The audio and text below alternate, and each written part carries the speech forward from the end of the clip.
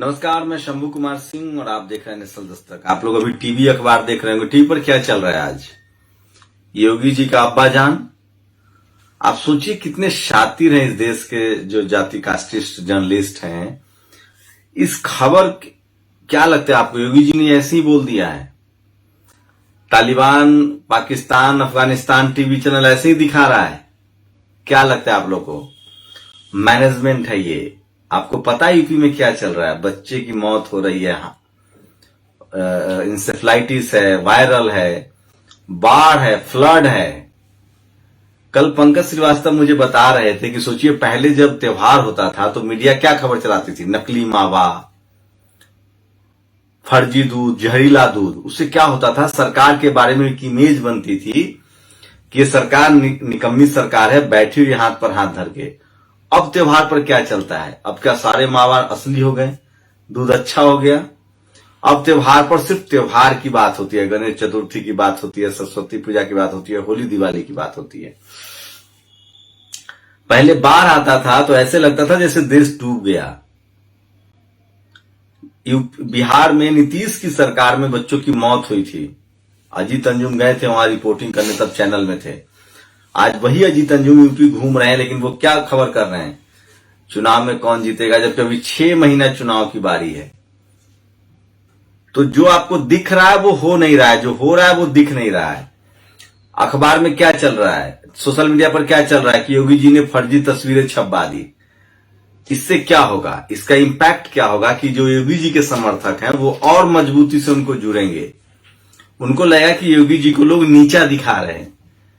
लेकिन जैसी आप बात करेंगे कोरोना की, जैसी बात करेंगे गरीबी की, भुखमरी की, बेरोजगारी की, अस्पतालों में बच्चे की मौत हो रही है, दवाइयां नहीं मिल रही है, बाढ़ से हालात खराब है, तो लोगों के मन में सिंपैथी उपजेगा और वो कहेंगे कि ये सरकार निकम्मी है, ये सरकार काम नहीं करे। इसलिए आपको जानबूझकर पहले हिंदू मुस्लिम में फंसाया जाता है।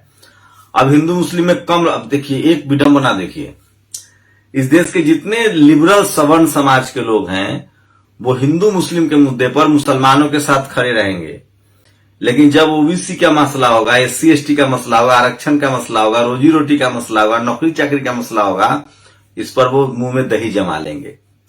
क्योंकि उनको पता है कि हमारी राजनीति भी खत्म हो जाएगी, ये लोग मजबूत भी हो जाएगा, तो हम किसकी राजनीति करेंगे? हम किसका लीडरशिप एक्सेप्ट करेंगे? भाषण हम किसके सामने देंगे? यही इन्हीं लिबरल सवर्ण समाज के लोगों का ये कि जाके तुम अपने समाज में लोगों को बताओ कि तुम जो कर रहे हो वो गलत है, तो ये नहीं बोलेंगे। इनके मंच सजेंगे मुसलमानों के तकलीफ में, खुशी में, दलितों के यहां, पिछड़ों के यहां, आदिवासियों के यहां। तो चित भी मेरी, पट भी मेरी। हम मारेंगे भी तुमको और तुम्हारा आंसू भी पोंछेंगे, तुम सिर्फ विक्टिम रहोगे। तो ये जो टीवी अखबार आज आपको दिखा रहा है ना, अब्बा जान अब्बा जान अब्बा जान, ये भी उसी कॉन्स्पिरेसी का हिस्सा है कि बाढ़ पर बहस ना हो। टीवी तो ऐसी नहीं दिखा रहा, तो टीवी लगातार हिंदू मुसलमान ऐसे चीजें करेगी जिससे उस योगी जी के समर्थकों को लगे कि उनको नीचा दिखाया जा रहा है। मुद्दे की बात नहीं होगी, बेरोजगारी की बात नहीं होगी, लाचारी की बात नहीं होगी, नौकरी की बात नहीं होगी।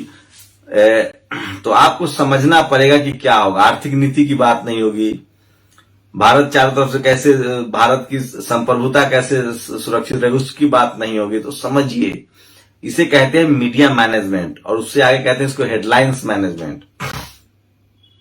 एक बात बताइए, प्रधानमंत्री जी ओलंपिक के खिलाड़ियों से मिलते हैं, सबको पता है स्पोर्ट्स के बजट में कट हुआ। अरे सर, आप इतने ही अच्छे थे तो आप पहले मिलते उनसे। 5 साल में तैयारी क्या थी? नवीन पटनायक ने क्या किया?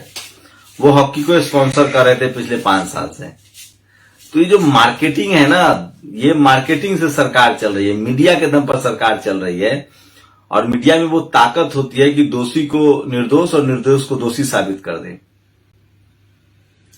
सोचिए, अन्ना का आंदोलन 5000 लोगों का भी आंदोलन नहीं था, वो राष्ट्रव्यापी आंदोलन हो गया। लेकिन किसान लाखों की संख्या में आंदोलन कर रहे हैं, वो राष्ट्रव्यापी नहीं है, क्योंकि ये सब मीडिया पर निर्भर करता है। तो ये जो आप फंसे हुए हैं उसमें मत फंसिए, आप अपने मुद्दे पर आइए कि आपका मुद्दा क्या है। क्या आपके बच्चे का इलाज हो रहा है? क्या आपको बेरोजगारी दूर हो रही है? क्या आपके घर में खाना आ रहा है?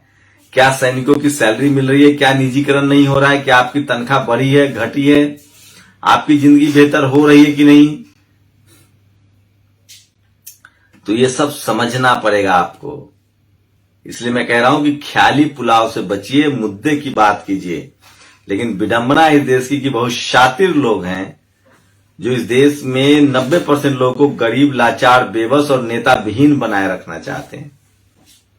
तो योगी जी के बारे में जो अब्बा, ये जो हिंदू मुस्लिम चले, और मैं तो ताज्जुब करता हूं, मुस्लिम समाज के लोग भी उस पर रिप्लाई करते हैं अब्बा जान पर, सवर्ण लिबरल भी उस पर रिप्लाई करते हैं, लेकिन वही सवर्ण लिबरल इस बात की मांग नहीं करते हैं कि मुसलमानों का ओबीसी कोटा है उसको बढ़ाया जाए, पिछड़ों का, दलितों का कोटा बढ़ाया जाए। मायावती के पार्क के बारे में किसी ने कहा? उनके कॉलेज यूनिवर्सिटी के बारे में किसी ने लिखा? नहीं लिखेंगे। लालू यादव की आलोचना करेंगे। मैं इसलिए कह रहा हूं मीडिया की साजिश को समझिए, और जो सवर्ण समाज के जो बौद्धिक लोग हैं उनकी भी साजिश को समझिए। उनको धर्म के नाम पर आपका लड़ना पसंद है, आपके साथ खड़े हो जाएंगे, लेकिन उनको जैसे ही आपके बेटा को collector, SP, DM, CM, PM बनाना होगा तब वो आपके साथ नहीं है, फिर वो अपने जाति के साथ है। वो हिंदू मुस्लिम पर इसलिए बोल रहे हैं कि वो मुसलमानों के नेता बने रहें, पिछड़े दलितों को नेता बने, लेकिन वो आरक्षण, कास्ट एट्रोसिटी पर बोलेंगे, लेकिन वो आरक्षण के पक्ष में नहीं बोलेंगे। और ये तभी आपको अधिकार मिलेगा जब आपके लोग संस्था में होंगे, डीएम, सीएम, एसपी, डीएम होंगे, कलेक्टर, सीएम होंगे। एक बड़ी कॉन्स्पिरेसी होती है जो आपको समझना पड़ेगा। तो जानबूझकर आपको भड़काया जा रहा है, बहकाया जा रहा है, तो आपको समझना पड़ेगा कि एससी, एसटी, ओबीसी, माइनॉरिटी के लोगों के साथ किस तरह से हो रहा है। ये देखिए, मोहम्मद जुबैर खान है, पहले यहां नौकरी करते थे, ये लिख रहा है कि मेरी सैलरी तो दे दे। इनसे पूछिए कि इन्होंने नोटिस पीरियड दिया था, और मेरे यहां आके एक स्टाफ से बताया जो बताया कि मेरी सैलरी नहीं मिली। ये अजीब अजीब तरह की चीजें होती है। तो फिर मैं कह रहा हूं कि आपको मुद्दों से भटकाया जाता है, जानबूझकर हिंदू मुस्लिम के मुद्दे को उछाला जाता है। और इसमें जो मुस्लिम पत्रकार हैं, जो मुस्लिम बुद्धिजीवी, और खासकर जो अशरफ मुसलमान हैं, उनका इंटरेस्ट है। जो 90% पासमानदा मुसलमान हैं, उनके जीवन में कुछ भी बदलाव नहीं हो रहा है, क्योंकि उनका जो आरक्षण का हक है, उनकी जो नौकरी, रोजी रोटी का हक है, उस पर कोई बात ही नहीं कर रहा है। तो ये समझना पड़ेगा आपको कि इस देश में जाति के नाम पे सबसे बड़ा शोषण का खेल चल रहा है, और उस पर कोई बात करने के लिए नहीं है। मुस्लिम समाज के लोग हिंदू मुसलमान के मुद्दे पर घरों से निकलते हैं, सवर्ण लिबरल भी हिंदू मुसलमान के मुद्दे पर घर से निकलते हैं, लेकिन जैसी रोजी रोटी, आरक्षण का मुद्दा होगा उस पर बात नहीं करेंगे। तो ये आपको समझना पड़ेगा कि जो लोग आपके पक्ष में दिख रहे हैं वो है नहीं। अजीत अंजुम रिपोर्टिंग कर रहे हैं, चुनाव 6 महीना बाद चुनाव, अभी से चुनाव की रिपोर्टिंग कर रहे हैं। उनसे कहिए अस्पताल में बच्चे मर रहे हैं, ये खबर नहीं है। उनसे पूछिए बाढ़ में लोग डूब रहे हैं, ये खबर नहीं है। गरीबी, लाचारी, भुखमरी नहीं है, बस लोगों से किसको वोट देंगे, ये खबर है। अद्भुत है ये देश, अद्भुत है। यहाँ के जो रूलिंग लोग हैं वो अद्भुत हैं, और अद्भुत है यहाँ की मीडिया। एक छोटी सी बात बता रहा हूं, बराक ओबामा को जाना था ताजमहल देखने, दुनिया भर की मीडिया आई थी, भारत की मीडिया ने एकदम समा बांध रखा था। न्यूयॉर्क टाइम्स के रिपोर्टर ने देखा रास्ते में जाते हुए कि मजदूर जो है वो हाथ से सड़क को धो रहे हैं। न्यूयॉर्क टाइम्स ने खबर लगाया कि आज भी भारत में लोग सड़क को हाथ से धो रहे हैं, जबकि वो मशीन से धुल सकती है। तो खबर की समझ देखिए, खबर का मतलब होता है इसमें भय, भूख, भ्रष्टाचार हो, ये आपको समझना पड़ेगा। इसलिए मैं कह रहा हूं कि सोशल मीडिया ही बहुजन मीडिया। आप लोग की क्या प्रतिक्रिया, अपनी प्रतिक्रिया जरूर दीजिए। शुक्रिया।